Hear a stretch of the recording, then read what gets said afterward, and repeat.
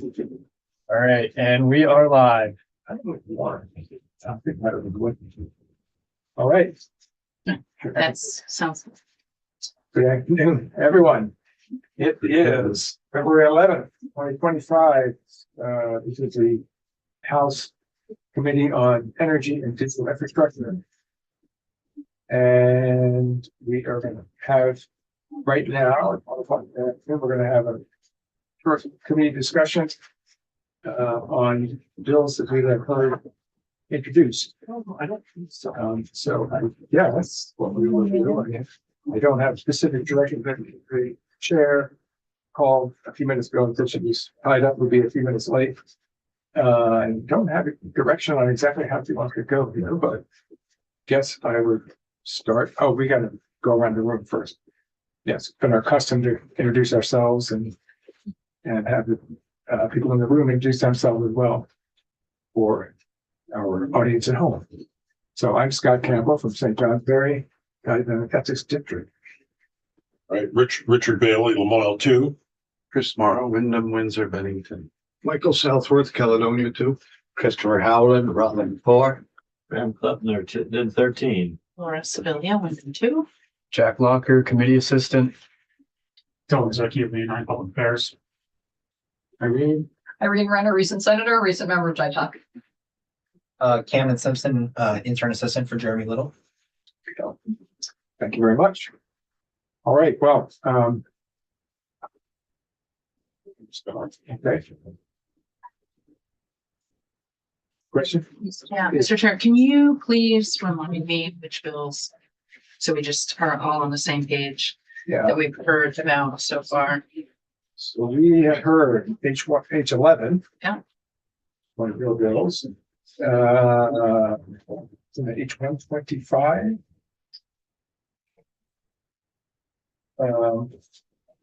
So H16. Read it from here. Oh, I can. Yeah, could you go down the, so we had 16. 16 is repealing AHA. 52 is changing the greenhouse gas emission reduction requirements to goals. 62 is repealing the GWSA in its entirety. And H65, I don't think we've gotten to yet.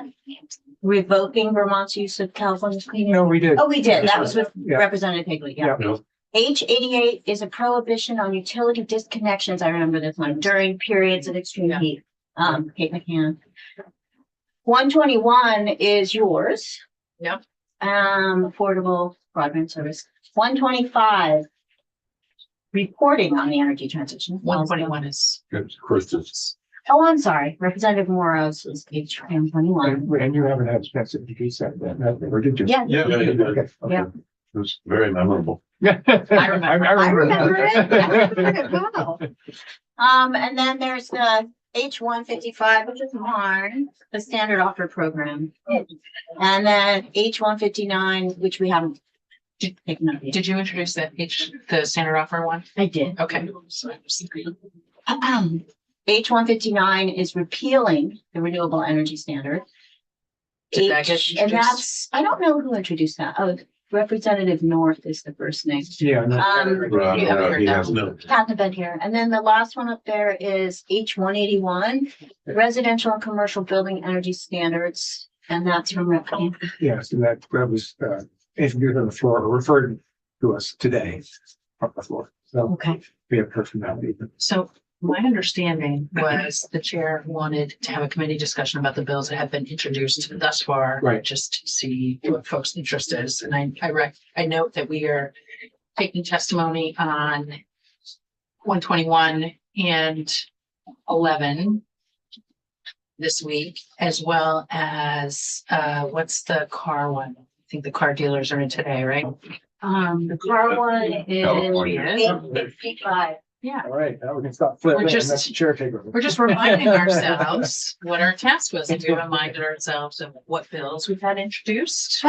And we reminded ourselves about what testimony for those bills we have scheduled, and that's where we are. Great. I really apologize. I'm really sorry. I'm late. Okay. You should talk with me. Yes, for the record, Representative Kathleen James from Bennington Ford. Apologies. So, okay, great. So sorry if I'm repeating anything that we've already talked about. But our plan as a sort of a team is going to be that every bill that's introduced to the committee gets its little pitch session. So every bill that comes onto our wall, we're going to give the sponsor 10 minutes to come in and do a quick problem solution. This is what, this is why I'm introducing the bill. This is what the bill would achieve. And, this is why I think it's important. And then as soon as we get through a batch of bills, we'll have a quick committee discussion and see if anybody has any particular feedback on one bill, a few bills, many bills. And then that's all important information that we'll use to guide what the committee leadership team, decides, okay, we're taking this bill formally off the wall. We're not going to take this bill off the wall, but there's some topics there that we want to talk about or take some testimony on, or, we have no interest in really spending any time on this one. So a bunch of different ways we can go with all the bills that come to us. We have a bunch of new bills on the way, so we're going to have to be diligent about this. I do think it's important that every bill at least get its little pitch session and get a quick committee discussion, as we decide kind of what to do. So just to remind, especially our new folks, bills that we are particularly interested in, we need to get out of our committee by crossover. Crossover deadline for us this year is March 14th. That's the Friday after we come back from town meeting break. So we've got a little bit of time, but not a ton of time. If there, is a particular bill or two that we really want to try to get to the floor before crossover. We can also develop committee bills. So we might take a batch of those bills or one or two of those bills and say, well, we're not going to really use that exact bill, but there's some concepts in there that we like. And so maybe we're going to develop our own bill and put one or two nuggets in it that we like and add a few other things and, create our own deal. In general this year, as a chair, I try to stay in really close touch with the Senate and obviously with the Speaker. And so the general plan this year is that the Senate is going to be starting on some energy bills. So some of the energy work this year is really going to start in the Senate and come to us. We have been asked to try to focus the first half of the session on our IT work and see if we've got a bill on IT we want to get out. Our goal is to try to do our IT work at the beginning of the session and get our IT stuff done. So we're right now trying to be focused on IT. If there's anything we're going to send to the Senate, get that done. Second half of the session, we would expect to shift a little bit and be receiving energy bills from the Senate and turn our attention to energy. So it's not black and white, right? We can continue to take testimony on and learn about whatever all year long. But in general, IT, energy, House Senate. Did I miss anything from a 50,000 No, that's it. point of view? Is the deadline the same for committee bills? No. No, the deadline for committee bills is different. I think it's basically crossover, isn't it? I thought it was still crossover though, yeah. Yeah, we still have to. Yeah, crossover. That's what I meant. Yeah. So we still have to meet crossover for committee bills. So in general let's talk about the IT side a little bit first, since our marching orders are if we've got anything meaningful we want to try to do on IT, we've got until March 14th to get that done. So, and just a reminder to folks too, there's there's this pitch session we're doing, everybody gets that. And then they're all different kinds of steps. So I'd say after the pitch session, some bills we'll just decide we're not interested in, we'll do it next year. We don't think that has any legs. The pitch session may be the end of some bills. That's kind of it. Bills that we want to learn a little bit more about, maybe in a more formal way. The very first step to taking a bill off the wall is a walkthrough. So we have Ledge Council come in and they actually walk us through the language of the actual bill. They tell us where it fits in statute, what it would change, what's new about it. So we understand the actual language. That could be the end of it for some bills. Or we could decide that there's bills we're really interested in, and after walkthrough, we start scheduling testimony, and we hear from the agencies or the people impacted. We hear from people who like the bill. We hear from people who don't like the bill. We think about upsides. We think about downsides, and plenty of bills don't even make it past. Right, that's the end of it. It's like, well, we're not going to move this. In general, though, and I'd say this is across both the House and the Senate, we try to spend our time on bills that have the votes to leave this committee with a positive vote and actually go to the House floor. So if we have a sense early on that bills don't have the votes, that they don't have majority support, that they're never going to make it out of this committee because the majority of our committee members don't support it, we try not to spend a ton of time on that because we've got work to do. And in general, in the legislature, committees move bills to the floor because we voted them to the floor. And, the majority of folks on the committee are voting for it and we're moving it on. So there's a time management thing too. So that was a lot from me. Yes, Rep. Morrow. This might be just backing up a second, kind of conceptually, I'd like to hear your thoughts and other people's thoughts on our oversight role of the IT projects happening. We've heard from some state agencies, not from others, including some that have very large, somewhat fraught projects going on. Heard from ADS.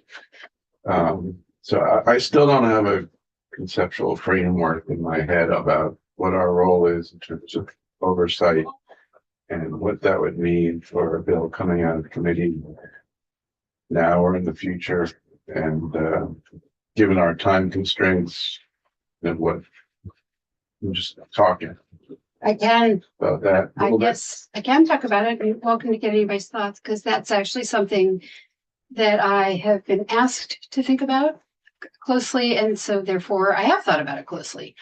So in addition to being a body that can move a bill to the floor, we have a really important role to play in oversight. Especially I think because we are a committee that was around for a while and then kind of disappeared for a biennium and now is back. I think that our role in learning about where things stand with our state IT systems and with telecoms and broadband, bringing folks in to take testimony, asking them hard questions, educating ourselves so that we're an informed expert committee is a really important use of our time. A very important use of our time. And a bill may or may not come out of that. So my goal is to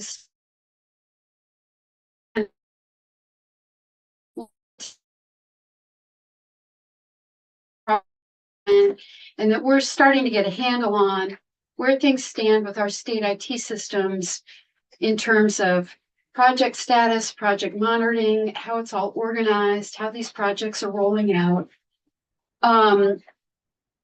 So two updates with that. After hearing from the auditor, I think we all thought that report was pretty interesting about the dashboards and stuff. I requested a draft bill based on that language.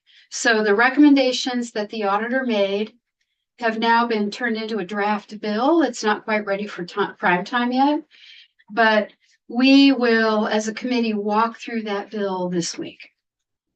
Then, next week, we will absolutely want to have ADS in to hear what they have to say.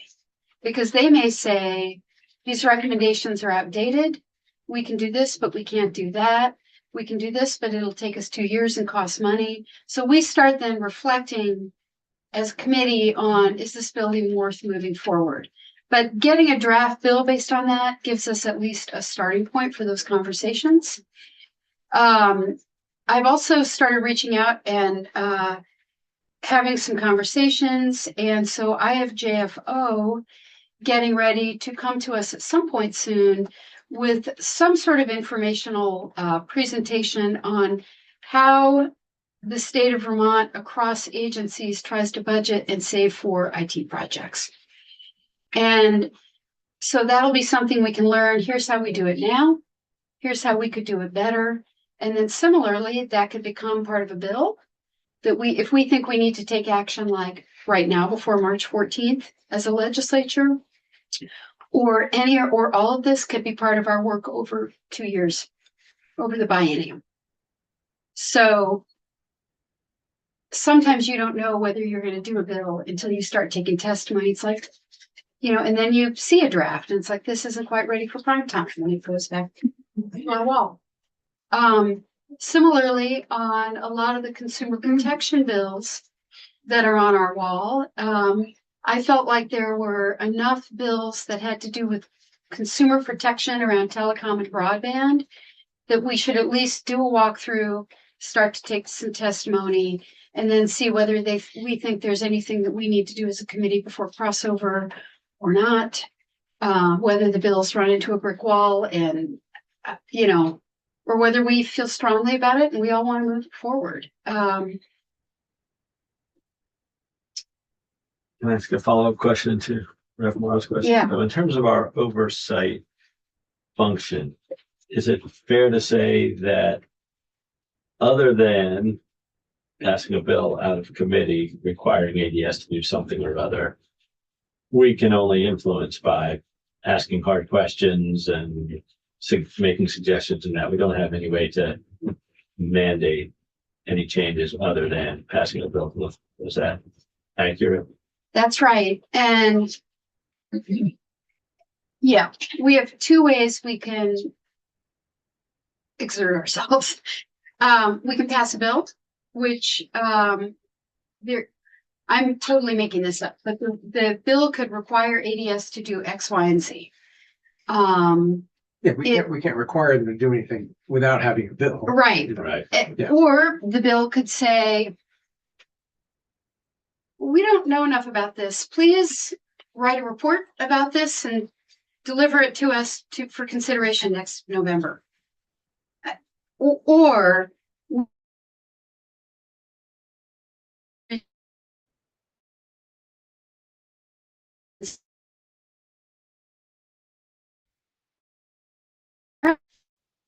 great.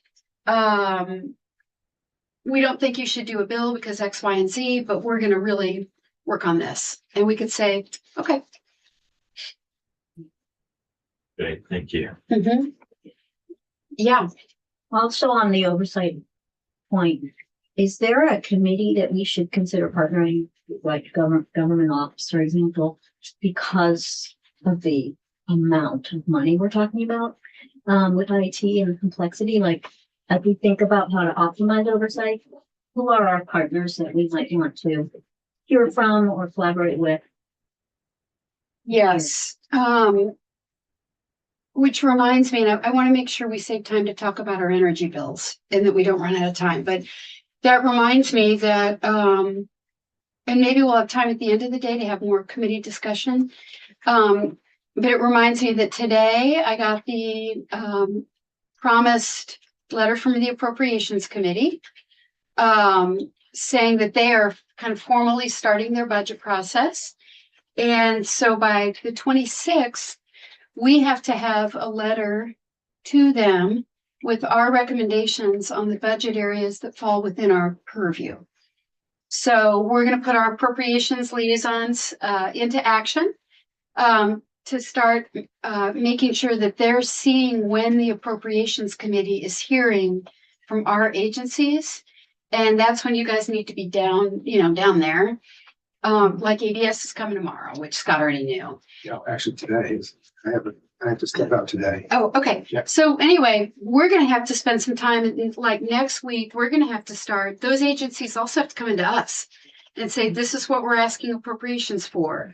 This is what we're doing. This is what this budget request means. And in the end, we don't, appropriations is the one that does it, but we're gonna have to write, kind of a formal memo saying, we've taken testimony on this, and that. Our committee says yes to this. We think you should spend more money on this. We don't support this. And that will be something that we'll walk through as a committee and vote on. So we actually probably starting next week are going to have to also spend time on our budget memo. So That's due by crossover as well. no, that's due February 26th. 6. So that's going to be, you'll start to see that on our committee schedule next week. Which reminds me, I didn't get somebody signed up for every single, we're supposed to have a liaison to every committee. And I don't want to take our time now, but we have a few committees that are dangling out there unassigned. But the energy bills, do folks want to talk? I want to make sure we talk about some of the energy bills that we had pitched to us last week. I'm talking a lot. Does anybody else want to kick that conversation? Yeah, Brett Southworth. Thank you. I want to talk about H16. You Repealing tell us the which affordable- bill that the is. Affordable Heat Act. Okay, Everything that we heard in testimony, PUC, there's nothing within that is beneficial.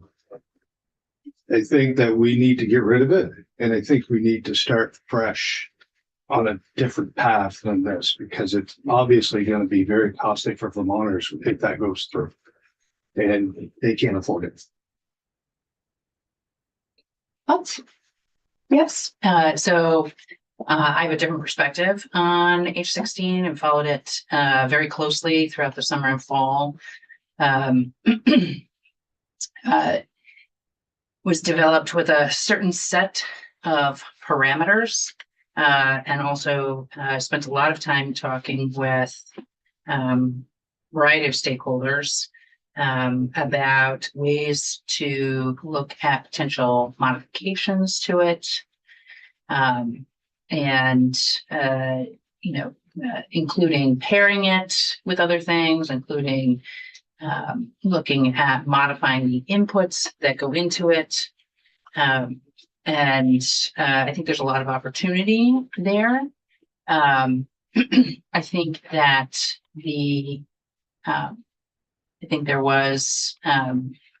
I know that there was, because I received at my home a lot of outside interference from fossil fuel funded groups. I received a number of postcards that really tainted the conversation.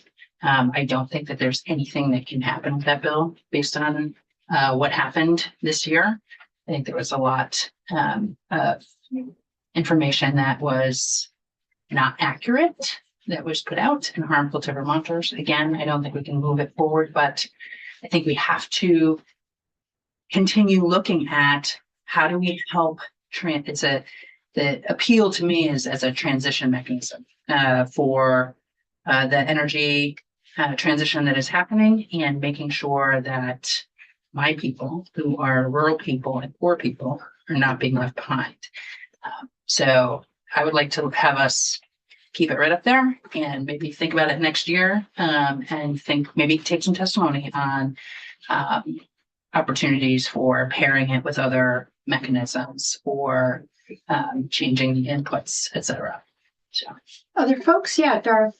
I just want to flag one thing that I did hear from legislative council during our joint hearing.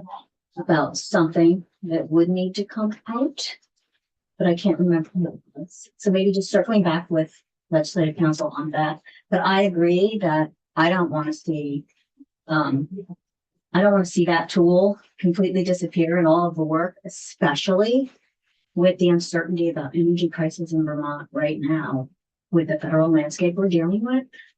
My risk averse nature makes me feel cautious about undoing any potential asset that we have to deploy to help, especially the low income Vermonter, because those are the funds that are the most at risk in coming days and months. And so that's where my inclination is. Mauro Southworth. A question about the dynamics. This might help me understand how the bills work. Like, what's the relative advantages for either of you of repealing it and starting fresh? I mean, that wouldn't abrogate the work you did. You took all this testimony and came up with, versus taking what I think is generally agreed is a bill that's not going to move forward. And what would be the process of reshaping that into something that you think would go forward? Like, I mean, it seems like starting fresh might have benefits. It seems like, well, taking something that's already there and just molding it and improving it also has benefits. Like, you know, a comment on the relative merits of how that works practically in committee. When you are facing the type of national, well-funded opposition and industry that you are facing in that type of a bill, which is, you know, it's the fossil fuel industry, it's Exxon. You know, the amount of money that has come in and the amount of time that it took to bring that forward, simply repealing it and starting over, it took us 4 years to get it to a place where we could literally work on it. It's something that we can work on now. And to Representative Torrey's earlier comment, I think the question or the flag for us from Ledge Council was on the registry and for fuel deliveries. And when I think about my bill on monitoring kind of the economy and who's making sure that there are enough fuel dealers that, you know, they're accessible and gas stations, that actually seems like a very valuable piece of information for us. I'm not sure why we would repeal that. And if that's, you know, the piece that goes into effect. So that's my perspective. Different view from what Representative Torrey stated. It may be a tool, but it's not an affordable tool. When you look at the costs that are associated with just upgrading a home in order to put in heat pumps, that's unaffordable for Vermonters, period. We shouldn't be having that as a tool to force this to happen. What we need to do is we need to take what is there. We need to repeal it, but we need to take the information that's in there and as a committee, craft it together so that it makes sense and it's affordable for all Vermonters. At this point, it's not. There are pieces that just don't make sense. And I can't, in good conscience, sit here and just say, yeah, we'll just leave it on the wall. Because it just is something that is going to end up putting the thumb screws to a lot of Vermonters. And we can't do that anymore. It keeps happening. And we need to stop that. Oh, Rep. Mark? I mean, Yeah. Campbell, sorry.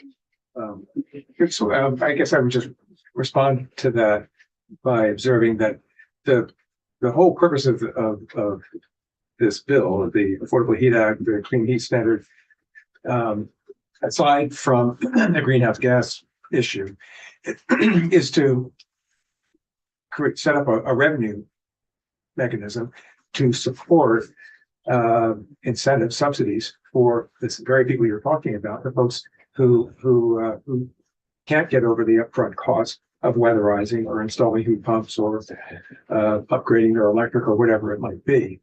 So that's how I think of the bill. I think of the bill not even as a climate bill, but as a way to help people get and starting with low income, low and moderate income folks, help them reduce their vulnerability to the rise and fall, the roller coaster of fossil fuel prices. So in order to be able to provide those subsidies, we have to have some sort of revenue mechanism, and that's what the Clean Heat Standard was supposed to do. And the idea was to set up a market using market mechanisms to help support that. That's the part that I think that people felt was more complicated and more difficult for a small market, a small state like Vermont to implement. And their recommendation, you might recall, was to basically just institute what they call a thermal benefit charge, I think they called it, to raise the money in a much simpler way with much less sort of administrative overhead. So I don't know that anything is going to, any of these ideas are going to get through the legislature this year, but that's the reason why the bill was put together, was to raise money to help folks get over that upfront cost. Real quick, Do you want to respond? I do. Or, Anytime somebody says see my raise spot. money, that's costing something. Oh, yeah, well, And that's what I'm trying to get away from. I'm trying to get to a point where what we do here as a group, and not this one or that one, we take everything, we lay it out, and we start crafting it together. Not gonna like some aspects, you're not gonna like some aspects. But if we craft it together, we make something that makes sense. It's far better for everyone than to have, okay, this is this. Yeah, and nobody wants to take action or take it off the wall. There's still aspects of that bill that stay in effect. the fuel registry. Why are we continually doing this if it's just gonna sit there? Why don't we just do the right thing? Get rid of it, start fresh as a committee, start working on it, putting our heads together and collaborate and do something right. One part I forgot to mention though, when I was about the cost, so the cost of the folks, the pressure on fossil fuel prices, which there were a lot of sort of off the cuff estimates about that prior to the PUC report. And as you recall, their report indicated that their estimate was it would have an impact of perhaps 8 cents per gallon in the first year, possibly moving it to as high as 58 cents after 10 years. So that, in the context of the volatility of fossil fuel prices, it's not a huge amount of money. It's not nothing, but it's not prohibitive. And I just don't think that it's possible for us to address the need to adapt our environment and our economy to the fossil fuel crisis that is happening. It's not responsible to imagine that will be entirely cost-free. Gotcha. Yep, and I have a suggestion to make. Yeah. Okay, yep. So, Yeah. Oh, sorry, yep, Waiting patiently in line here. sorry. We also have our next testimony here. Let's continue. And then I was gonna ask folks, we have Maria coming in at 3:15 to talk to us briefly about the 10-year telecom plan. And we can schedule another, let's let folks finish here. And then if folks can stay at 3:30, let's put on the agenda committee discussion again at the end of the day so that we don't cut this off. Is that okay? Okay. Rep. So Putnam. I have two little sets of questions about the Affordable Heat Act. One is, other than the fuel dealers registry, is there any other part of it that continues without further action? No, there's staffing, but it is unfunded. Unfunded And so staffing. it therefore will be. I thought there was a unhired. date. There was some kind of date. Default delivery agent, and they have a September 1st date for I don't know what it is, a report or something. For selecting it. Is the default delivery agent different than the registry? Yeah. Yes. Okay, so there's a couple things that continue without further action. And do we have a sense of the costs and the benefits of those two things, and having a fuel registry help us in the absence of further action? Yes. And how much does it cost to maintain? And I assume it's set up and currently running, but with issues. It's set up and running. Its enforcement is the aspect of it that needs work. Do we have any sense of how much we're spending a year to maintain said registry? No, I don't think we are. So we did not pay for enforcement, but I might be wrong. We could check with the So Should I department. write some questions? can we put a pin in this just until 3:30? Kevin, sorry about that. Thank you for your patience. Thank you. I don't want to. Jack, can you put committee discussion on the agenda, please, at 3:30? Yes, Madam Chair. Yeah. I did not join yet. I apologize. Get the right. All right, and I emailed that to you. You did, yeah. I'm just grabbing the digits right now so I can join your meeting and share my slides. Gordon, we've already introduced ourselves, so we don't need to do that again. Okay. For the record, Kevin Moore, the Director of IT for the General Assembly. No, I'm actually going to click that link and I'm closing it. Of course. While we're doing that, so my name is Kevin Moore. I'm the Director of IT for the General Assembly. I oversee the Office of Legislative Information Technology. We're a small branch department that is largely inward focused. So our operations take care of this branch, the internal operations that are needed to function, legislative management systems, email, communications, board systems, so on and so forth. We have some public-facing operations, obviously, such as our General Assembly website, which I guess is most of it, the joint fiscal website. We maintain and operate that one as well, but tons of data and tons of information made available for the public. I'm almost there. It's like I close my application too soon. You need some IT help? I don't. I just need it to go a little faster. I assure you, there is not a single group of people in this building that are more impatient with technology than the IT folks. And I should be joining any moment here. How many people on your team?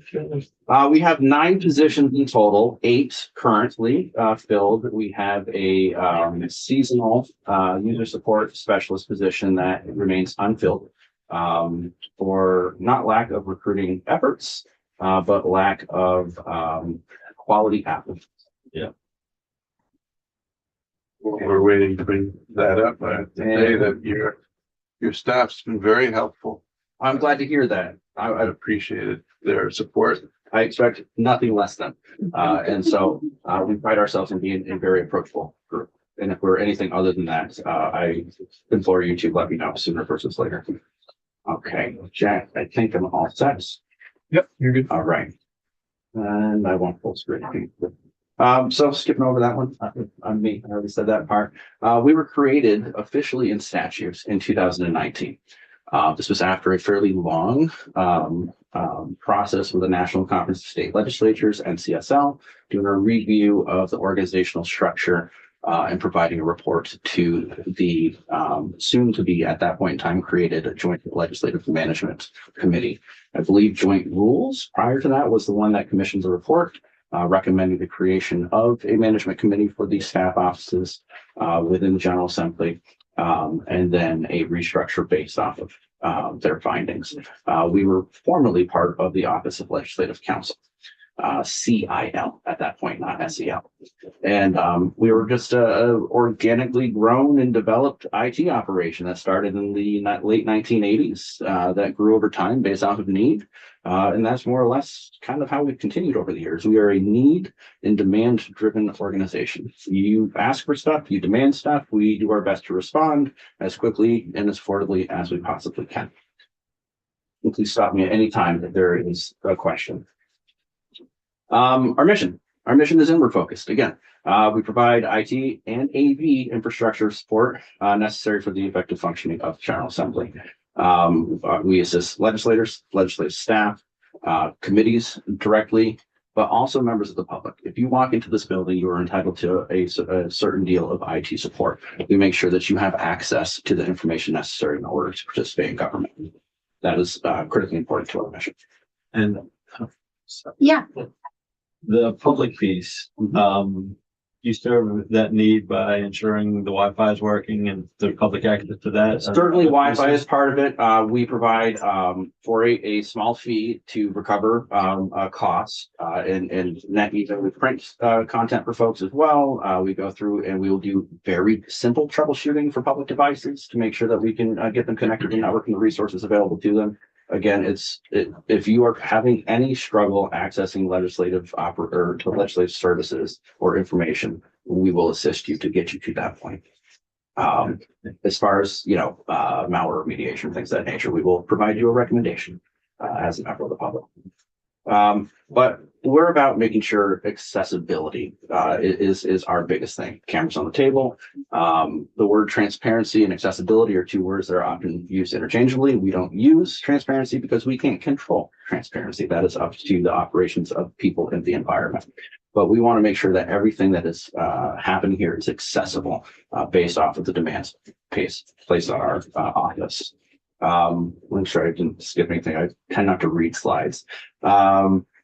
Bill tracking system, legal research, communication, records maintenance. We do massive transfers over to Vermont State Archives and Records Administration. We work with them routinely to make sure that all of the content is preserved in accordance with law and record keeping requirements.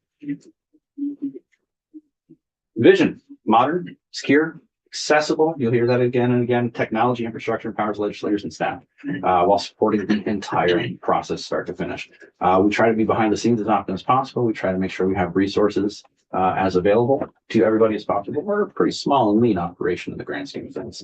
And so there are times where we have to prioritize. And I'm sure that you all have experienced that at some point. But we try to respond in our mantra is minutes or moments rather than days or hours or weeks. Love it. And I think for the most part, based off of the feedback we have received over the years, that we are usually meeting that expectation.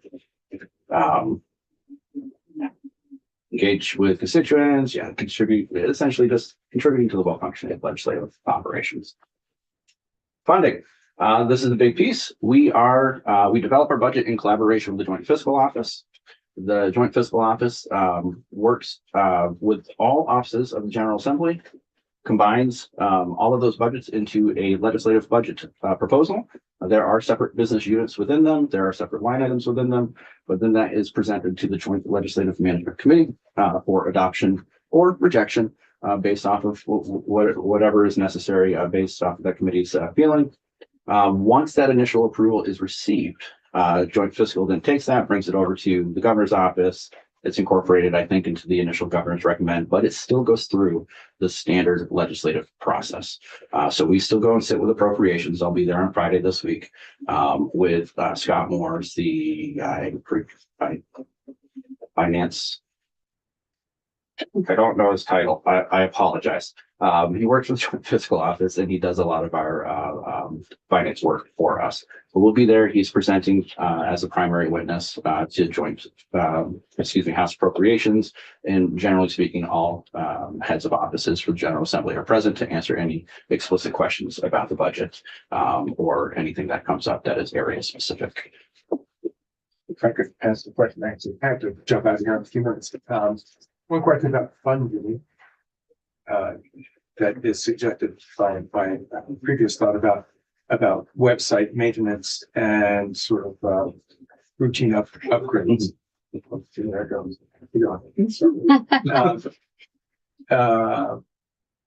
Do you, and this is a question also that we got about of ADS and other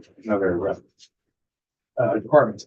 Do you have a way of sort of setting aside money for major upgrades? Do you have a major upgrade to the website, for example, either Ledge website or JFO in the planning stage, or is there a foresight on that? Several questions. Let me try to get them all individually. Keep me honest, make sure I'm not missing up them. We do not have separate funds. We have the simple budget that we propose, and we try, as of this year, we've continued over the years to say, hey, we need to set aside a little bit each year, rainy day fund for big asset replacements such as storage infrastructure. Storage infrastructure is very expensive, but it lasts a good long while. And the way that legislative budgets tend to work is if you don't spend it, you revert it, and that is hard for an IT operation, which is again a demand-driven organization, and it's kind of volatile based off of that. So Sorry, storage infrastructure, physical infrastructure? physical infrastructure. So everything from how the servers store information to network shares and things of that nature. It's one of the core components. It's just a good example. They're not inexpensive, but they last 7 years, which is quite a long time. And if you look for a capital investment in a 7-year time frame, the size of our budget, it looks like a 10, 12, 14%, year over year increase if we ask for that on a 7-year run, which obviously is not something that we would want to put into a budget like that. So we are, as of this year, working with joint fiscal to try to set aside money for just those purposes. Otherwise, we have had volatile budgets in the past as a result. As far as website update, maintenance, so on and so forth, we maintain all of the infrastructure and all of the code base as it stands now in-house. All of that is maintained and operated in-house. We have put together for the General Assembly website, a next generation website working group, and we've had that for a couple of years. And the broad consensus over that time is that, generally speaking, most people enjoy the information that's there. The aesthetic is the piece that comes up most often than anything else. And we have hit roadblocks, not the right word. We have not found the amount of investment we otherwise would have expected, of time investment from other offices or key stakeholders to say, yeah, we really want to see a new website. Everything's up to date. The content's up to date. The code base is up to date. The infrastructure's up to date. It's a design piece. And a lot of folks are comfortable with finding information on the website at this point. So there isn't a huge drive to do a full scale change out, a full scale new website at this point in time. Now, if you're hearing something different, I would love to understand that. And I'm always open to the conversation and discussing that. Joint fiscal office side, the JFO website is absolutely due for a update. It doesn't have the infrastructure support is necessary in order to provide the types of visualizations and analysis that they want to put out there. We have done some ad hoc project work for them over the last year and a half to meet their needs based off of what they've asked for. But we only recently inherited that website from a third-party contractor that has since changed hands. It was planned to go out of business because the founder and owner was retiring. But it's since been bought out, I think, by former employees. But due to the accessibility of in-house resources, Joint Fiscal asked us to take on that website, and we've done so. We maintain security operations. We maintain, again, the code base as it stands and the infrastructure, migrating all of the existing code base to new infrastructure. Actually, I think we recently did that. I'd have to go back and check with my folks to be certain, but that was part of our plan to maintain these types of assets. Okay. So hopefully that answered your question. Yeah, one other follow-up that occurs to me. I think this, the one feature, I find the website, both websites, well, especially the Ledge website, quite usable. But the one feature that is a little less than impressive is the search feature. And that leads me to wonder about whether you have plans for that, or also feeling I know what search feature you're talking about. Incorporating AI or something into the website. So let's start with the search feature piece. We have several search features on our website actually that are run by multiple different engines in the background. The search feature I'm assuming you're talking about is the committee document search function. Searching within committee pages or committees for the content within. That recently broke due to code-based degradation on the vendor side of that search engine. We have actually rebuilt that and are looking to put that in place. We were going to do it, test it yesterday, but we didn't want to do that during production hours, so we're reserving that for town meeting week where there's less active use of the website. But that is a function that we are aware that is not working as intended. In addition to that, we've received feature requests over the last year and a half, primarily from Representative Sheldon was, I think, the initiator of the request, to be able to cross-biennium documents. And we have proof of concept that on our internal systems and would look to bring that to the General Assembly's production website, public facing site, as soon as practical. There's some bugs we're working out to make sure that it works reliably. But those are two features that we're aware of that need improvement, and we're actively working on them. We're close on one. I don't have a time frame handy, but I can certainly find a time frame for the other one if that was something that the committee was interested in. Great, thank you. But largely all in-house operations. Okay. Sorry, I'm back out for a minute. Okay, thanks, Scott. Um, Or Rick, yeah. Yeah, Rick Bailey. So you don't fall under ADS. we do not. We are a separate independent operation that serves this branch and this branch alone. We are here for you all. Funding covers all personnel, all operating costs, software development, maintenance, licensing, infrastructure, cybersecurity operations, public facing resources. Again, I said we're relatively lean. I think our actual operating expenses, not personnel expenses, is around $800,000 a year for licensing and development work and things of that nature, private work. So it's not a huge amount of money compared to the other two IT operations. But again, our mission is much more focused than theirs. Theirs is broader, and they serve Vermonters as a whole in a very different way than we do. Office of Legislative IT is overseen by the Joint Legislative Management Committee, following membership. I won't read it, but largely overseen by the Speaker of the House and the President Pro Tem, alternating chairs depending on the biennium. Right now, the Pro Tem is the chair of that committee, and the Speaker of the House is the vice chair of that committee. They are in charge of all budget requests, new position requests, and any type of IT policies that are branch wide. So I can create policies for my folks internal. How do we do patching operations, security operations, any kind of network rollout, software development, things of that nature. I can create that internal. But if it's going to be anything that touches the General Assembly as a whole, it has to go through Joint Legislative Management Committee first for their approval. Also advised, my position specifically in statute is advised by the Joint Information Technology Oversight Committee, JITOC. So that way there's a collaboration component that the legislature can leverage to make sure that we, legislative IT, are coordinating and operating to the extent possible with ADS and judicial IT operations. And we talk operationally quite frequently. Between both the other branches at a high strategic level, not as often as we want, largely due to competing schedules. So one person will be unavailable, the rest of us will still try to be. And that is, it's no one branch in particular that is unavailable or has a scheduling conflict. It seems to vary, but there is certainly the desire among IT office heads to have those conversations routinely. Everybody has our independent and personal contact information. You can reach out to me anytime. If we do, if there's any kind of security information we need to exchange, that happens immediately. Our operations folks are able to talk freely. They don't need us to be to bridge that gap. And so that's a really critical piece to share that intelligence. Moving on. Staffing, answer the question. We have 9 total people. Excuse me, I did say 8 a minute ago. That is because we had a new position that was approved last year through the Joint Legislative Management and the appropriation process for an audiovisual specialist. We have been doing AV trial by fire since the pandemic. Prior to that, we were a pure information technology shop. We moved a lot of data across a lot of wires, and we did a lot of great things with information technology. And then AV came in as a necessity. Contracting for AV work is very expensive. It is not fast. It is not nimble.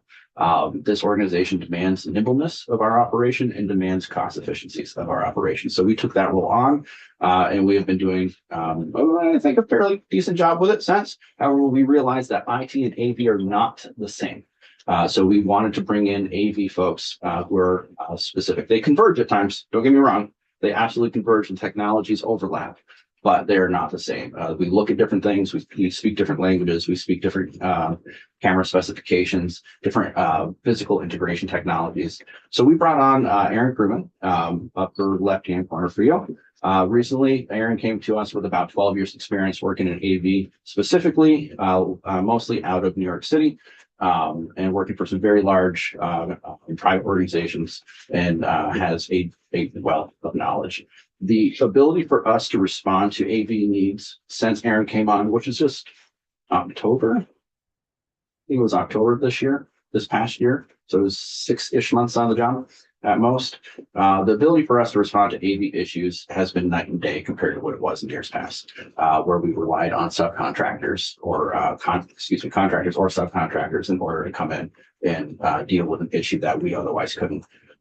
Before, 2021, the old house audio system was breaking daily. It broke every single day, but it was old physical wires. You're pulling a microphone out of the desk. And those reelers, they did a number on those cables. So we were under desk every day, soldering wires back together, put pieces in it and just trying to hold those pieces together. Wholesale switch over to a digital infrastructure a few years ago, growing pains along the way. Don't get me wrong, to make sure that we're tuning it as best we can.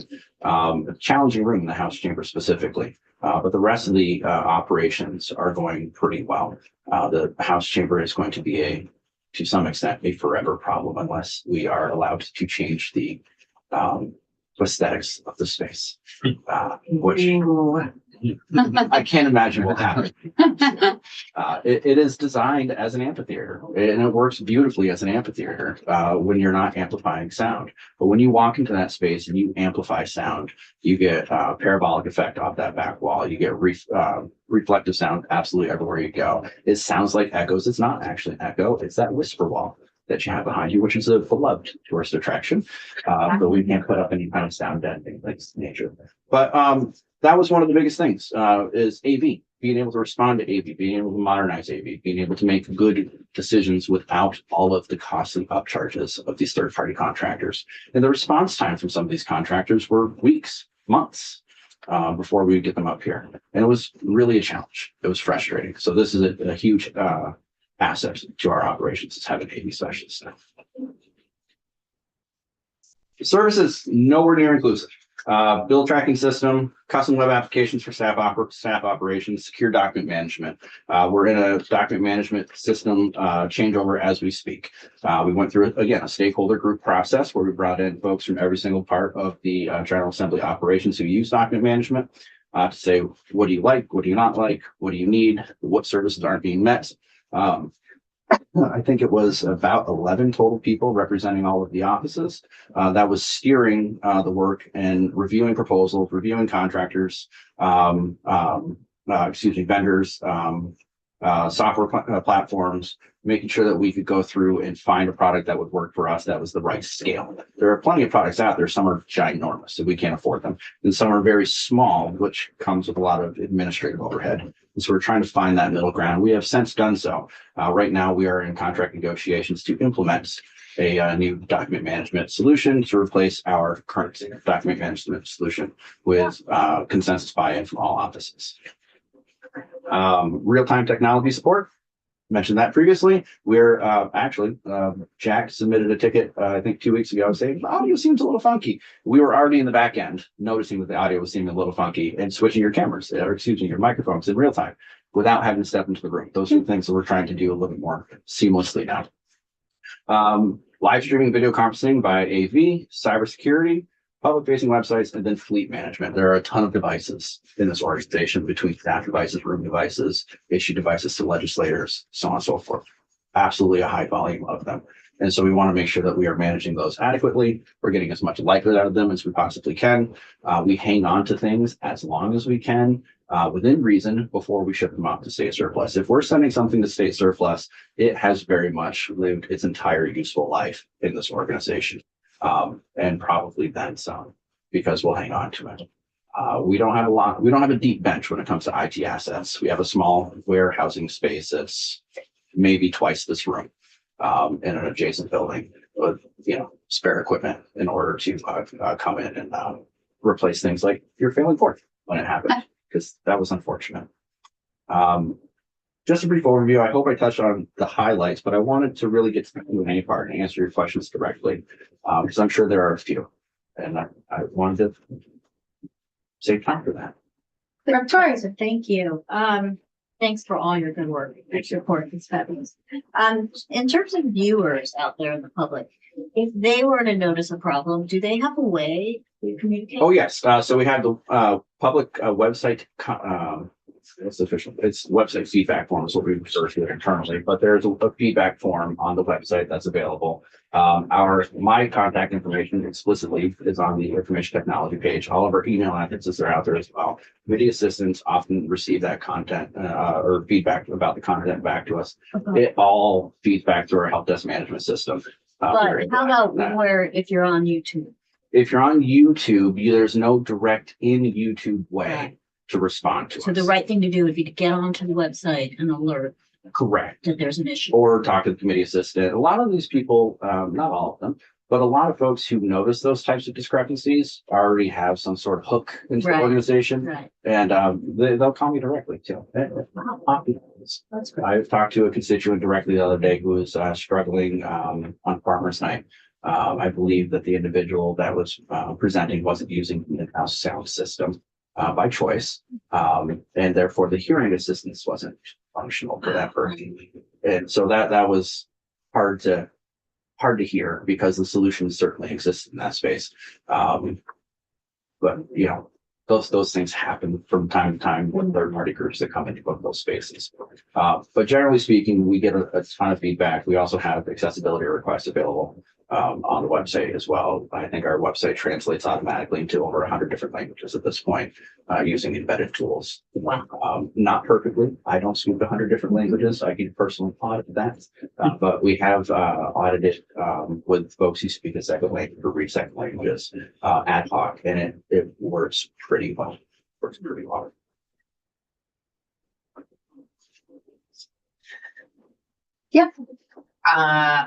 Because a lot of folks were not here, I just have to really sing the praises of your department, you specifically. It's hard to imagine when COVID hit this building. This was not a thing. We did not televise. And I don't know how fast it was. Legislative days. 6 legislative days. It was unbelievable to keep democracy going in the state at a time when people were terrified. And I do not want to miss the opportunity to say thank you again and to make sure that people know of your skill and ability. Thank you. I will always defer to the fact that I have an incredibly talented staff, small but mighty staff. At that point in time, 50% of my staff, 8 people in total at that point, were less than 6 months on the job too. It was a trying time, but the sense of duty and the dedication to the institution was very clear at that point in time. They all worked tirelessly to make sure that we could find a way to move the institution forward. I just want to echo what Rep. Sibilia said so I was here also during the COVID times, and the ability that we have now to live stream and to record all of our hearings and all of the floor things. What a light years leap forward in terms of transparency for Vermonters. And for me to be able to say to my constituents, you can tune in anytime, you can watch the hearing anytime. It is remarkable. And the speed at which you guys were able to pull that off was shocking to me in all the right ways. So you guys deserve a lot of praise. Thank you. Yeah. Thank you. Any more questions? Yeah, Rep. Kleppner. What do you need from us? I don't know. If there's ever a question, I want to be able to answer it. I never want somebody to say, legislative IT isn't doing this and we need them to. I never want somebody to say legislative IT isn't being responsive or isn't meeting the need. I never, ever, ever want to hear that. That is something that it makes me cringe. We, again, pride ourselves on being accessible. If you ever have a question, if anybody ever wants to do kind of a deep dive into any particular system, I am happy to have offline conversations. We don't want to talk about a lot of security stuff, obviously, online and during an open session, but we're an open book. Ask us whatever it is that you would like, and we will answer those questions. If we're not doing something that is deemed necessary, please, if there's a blinder that we're not seeing, let us know. We want to be able to be responsive as possible. Even if we can't provide the solution immediately, we will work hard to be able to provide a timeline and a price tag for a potential solution to make sure that we can at least address that. Rep. Sibilia? Yeah. So Madam Chair, as we are looking and learning more about our oversight role, the administration it may be helpful for us to understand from legislative IT. What what might be helpful for us to have a security briefing, from legislative IT about what we should know about the systems here. Sure. Who do you, so you report to JLMC about JLMC. all of that, Correct.